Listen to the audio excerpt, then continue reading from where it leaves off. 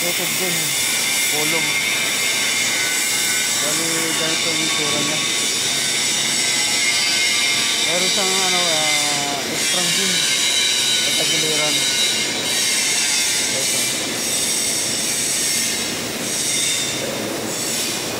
Extra din. Pero ito ang pinaka main din nito. Ito ang pinaka main din. Bali, ang section nito, section D, top view. Bali, ito yung itsura niya. Top view. Ito yung extra din na nakalagay dyan. Ito yung pinaka main din. Yung mayroong paralink connector. Ibig sabihin, mayroon pa dun sa kabila na T. T-din. Nakakapit sa wick. Sabi ditong yung main din. Ayan. Ayan yung top view. Kasi section D nakaturo sa baba. Ibig sabihin itong pinaka-top view niya. Mas mahaba yung pinaka-main din kaysa attachment na extra na din. T-din. Ayan. Kasi ang babasayan mo dito yung paralink connector. Nandito siya sa ibabaw ng main din. Jadi top view to. Ito yung makikita mo yung kabilaan. Ito yung near side. At saka yung sa likod nag-feedin, yun ang far side. Yan ang tsura niya. Kasi andun yung paralink connector, yung top view. Makikita mo siya sa view, ito yun. Ito view. Yan. Kali yan ang pinaka-section niya. Wala naman masyadong yun lang. Kasi ito medyo matrabaho lang kasi malaki ito. Ito lang ang mga section ng paralink connector ito. Kung mayroong mga section yung paralink connector, ibig sabihin ito magkakaiba ito ng pungkat.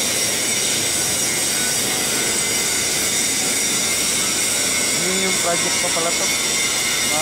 Mabusisi yung na to. Wali ang paralink connector niya, 1, 2, 3, 4, 5, 6, 7, 8. Bali 8. Ito flatted dyan. Itong nakahidin na to, ayan, nakahidin na yan, stop out regular. Ang binigay ito section C, bottom view. Yun lang, walang bottom view dito. Bali, makikita mo na lang din siya sa sa top view. Ito siya. Top view mo lang siya makikita. Kasi may binigay na section C, bottom view. Paangat yung tingin. Pero wala naman binigay dito na single part. Bali, ito lang ang binigay niya. Section D na lang, top view. Kita naman siya lahat Ano na. Pati dimension niya, nandito na rin. Yung pinaka-dimension niya. Mula dito, 0. Kung titingnan mo ito, mahirap gawin. Ito, bali, ito na yung pagkayari. Ayan. Ito yung pagkayari niya.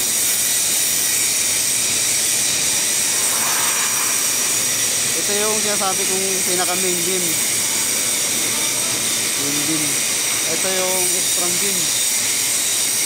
Ito. Ayan, may bukas niya Ito yun.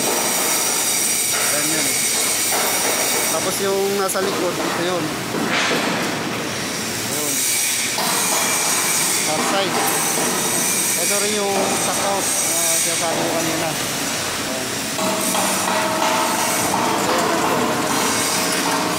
Ito lang naman yung mo dito, yung inner side, far side. Saka yung section niya kung saan nakaturo. Kasi pag hindi mo makuha yan, patay na yung gawa. Yan. Yung mga parling connector niya sa ibabaw, ibig sabihin yun ang pinaka main beam. Ito, nakadikit lang to sa main beam. Dalawa. Ito, nakadikit lang sa main beam.